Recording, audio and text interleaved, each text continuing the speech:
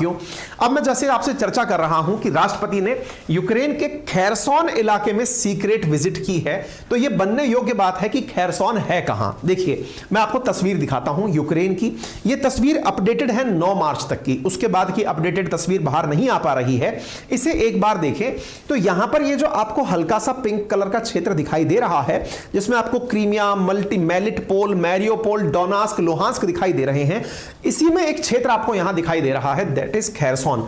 ये जो खैरसोन नामक क्षेत्र आपको यहां दिखाई दे रहा है, इसके बिल्कुल बॉर्डर एरिया तक पुतिन जाकर आए हैं।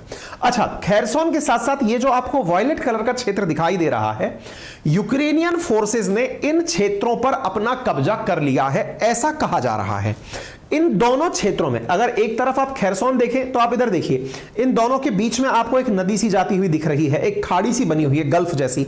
तो खैरसोन इधर और उस तरफ जो है वो यूक्रेनियन फोर्स हैं। तो ये दोनों जो क्षेत्र है ना आपको जो विजिबल हो रहे हैं, इस क्षेत्र में पुतिन जेलेंस्की आए हैं और इस क्षेत्र में पुतिन गए हैं, ठीक है। अच्छा, इसके साथ साथ यहां पर ये ज़पोरिज़िया करके जो क्षेत्र दिखाई दे रहा है, यहां पर यूरोप का सबसे बड़ा पावर प्लांट है, वो भी न्यूक्लियर पावर प्लांट, यूरोप का सबसे बड़ा, मतलब समझिए न्यूक्लियर रिएक्टर है यहां पर, जिसमें सबसे ज्यादा बिजली उत्पन्न होती है पूरे यूरोप की।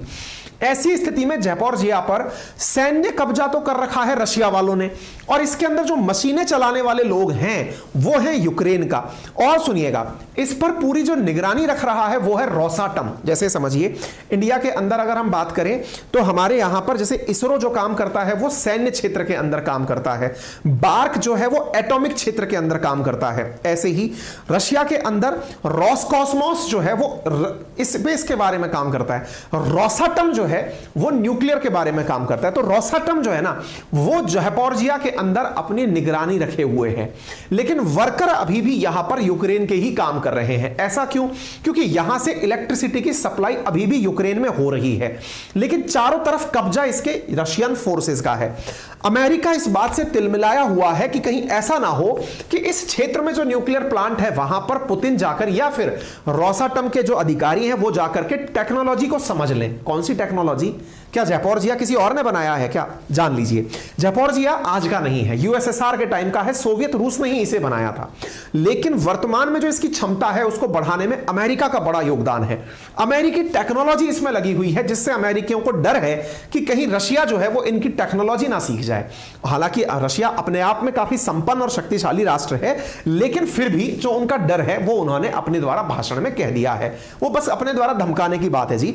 क्या पुतिन ने पहली बार यह यात्रा की है? जी नहीं। इससे पहले ये जो मैरियोपोल करके आपको जगह दिखाई दे रही है, जो कि बिल्कुल सी ऑफ अजोव के किनारे पर कर्च स्ट्रेट के पास में है, यहां पर ये लोग गए थे मार्च 19 को।